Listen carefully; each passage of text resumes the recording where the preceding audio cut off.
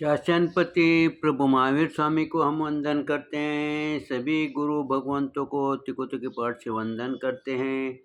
श्रद्धावान भाई और बहनों, आपके अंदर विराजित आत्मा को माजलगांव से सुभाष कोठारी का सादर प्रणाम, सादर जय हिंद। उत्तराध्यायन सूत्र के 5वें वर्ग पर ये मेरा 34वां वीडियो है। कल हम 23वें गाथा का वर्णन देख रहे थे। गुरु भगवंतों ने 23वें गाथा में कहा है, आगार्य सामायी गानी सड़ी कायनम फासाये पोसहम दुहावो पखम एग रायम न हवये। 23वें गाथा में हम चिंतन कर रहे थे सामायिक के बारे में। हमारी सामायिक कैसी हो, क्योंकि हम पंडित मरण में जाना चाहते हैं, इस गति से सकाम मरण करना चाहते हैं। ऐसा जीव सामायिक कैसे करें, इसके बारे में गुरु भगवंतों ने समझाया है। आगे उन्होंने क्या कहा है कि पोषम दुहावो पखम। गुरु भगवंतों ने कहा है कि पहले सामायिक करें, और सामायिक कैसे करें इसका चिंतन हमने किया। उसके पश्चात उन्होंने कहा है कि पहले हमारा मन, वचन और काया ये योगों को शुद्ध करें।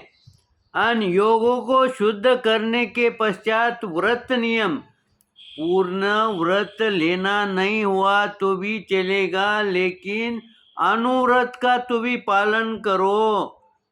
12 व्रत में से एकादे व्रत का तो भी पालन करो।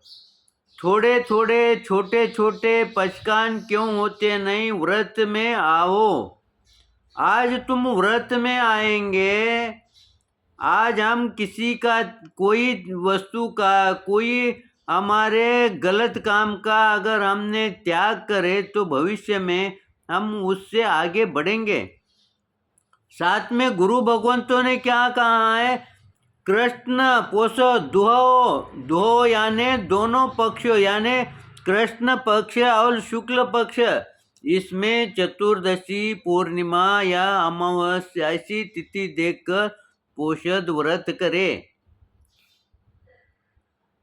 यहाँ पर गुरु भगवंतों ने हमें सब थोड़ा थोड़ा करने को कहा है।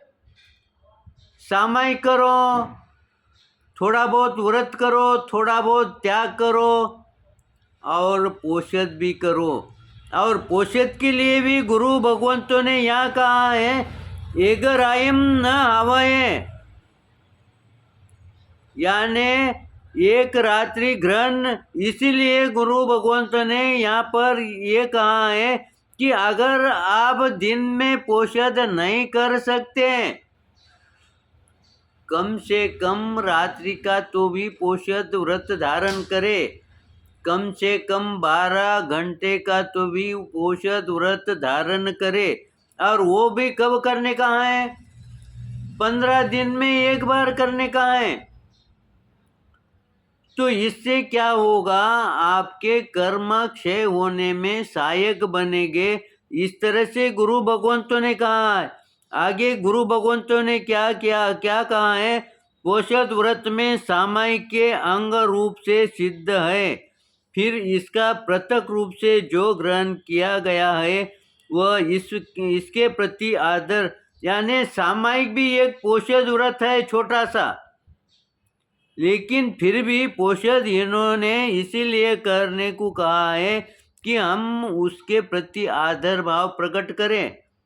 इसीलिए सामायिक जैसे 9वां अध्ययन है, वैसा पोषद भी 11वां अध्ययन है, और दोनों शिक्षा व्रत हैं। सामायिक भी शिक्षा व्रत है और पोषद भी शिक्षा व्रत है।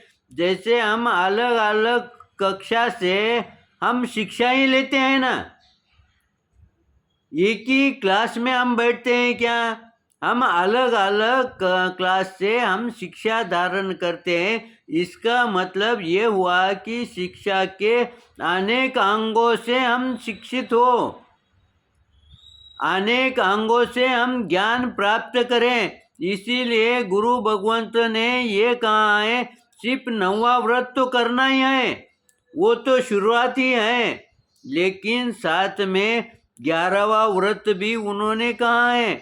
और ये कैसा करे, तुम पृथक पृथक अगर समझो लगातार आपसे नहीं होता है तो पृथक पृथक यानी अलग अलग टुकड़े टुकड़े करके, छोटा छोटा करके तुम शुरुआत कर सकते हो। इस तरह से गुरु भगवंतों ने इस गाथा के 23वें गाथा के अंदर हमें कितना सुंदर ढंग से समझाया है, ताकि हम क्रम से लयबद्ध स्टेप बाय स्टेप हम आगे बढ़ सकते हैं।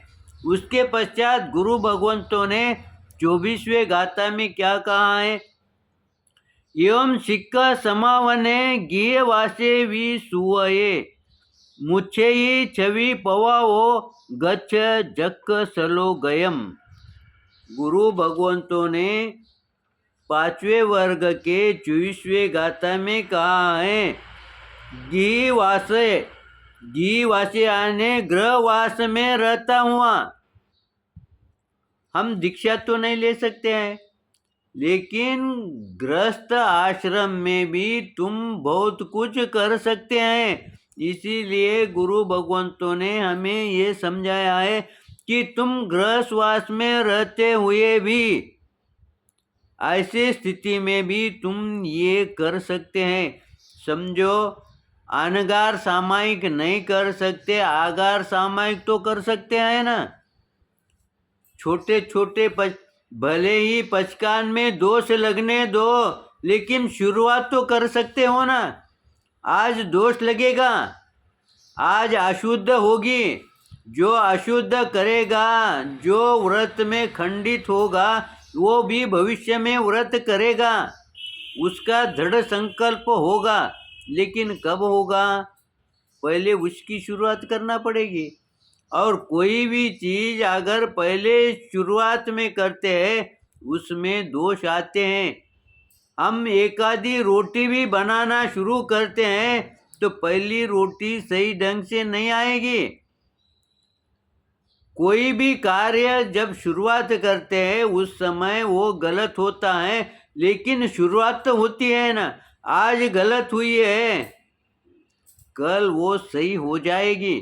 लेकिन हम आज गलत के लिए भी गलत नहीं करना इसी भाव में अगर रहेंगे तो हमारी शुद्ध कब होंगी, शुद्ध सामायिक कब होंगी।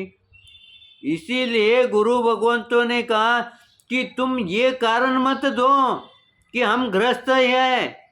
हम कभी कभी गुरु भगवंत हमें समझाते हैं ये करो वो करो, तो हम गुरु भगवंत से क्या समझाते हैं, हम गृहस्थी है गुरुदेव, हमें ये करना पड़ता है। हम उन्हें समझाते हैं, गुरु 1 बार 2 बार 3 बार बोलते हैं, लेकिन वो जान जाते हैं कि हम उनसे चीटिंग कर रहे हैं। लेकिन गुरु भगवंत ये भी जानते हैं कि ये आत्मा जो है इन पर कर्म का आवरण गाढ़ा बंद हुआ है, इसीलिए ये अभी मेरी बात नहीं मानेंगे। लेकिन उनका कर्तव्य होता है, वो 1 बार 2 बार 3 बार कहेंगे। लेकिन अगर हम बार बार उन्हें यही समझाएंगे कि हम संसार में रहते हैं तो हमें करना ही पड़ता है, तो वहाँ पर वो उस बात को छोड़ देते हैं। लेकिन हमें सोचना है कि गृहस्थ भी आगे बढ़ सकता है, गृहस्थ भी मोक्ष में जा सकता है। इसका उदाहरण अगर देने का होगा तो मनु देवी माता का है। उन्होंने संन्यास नहीं लिया, गृहस्थ से ही वो मोक्ष को चले गए।